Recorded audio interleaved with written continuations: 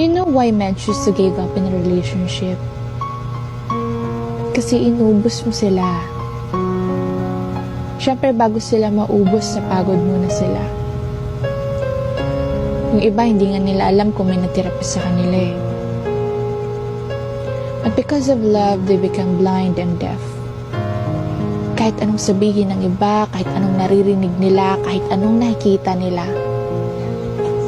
wala sa kanila yun. Hindi nila naramdaman yung fair treatment. Hindi nila naramdaman yung respect. And they endured so much pain that no one knew about.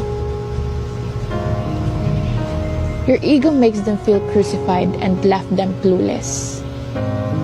They become voiceless of what you made them feel. Sa totoo lang, hindi sila nagbago. Binago mo sila kasi yun yung pinaramdam mo.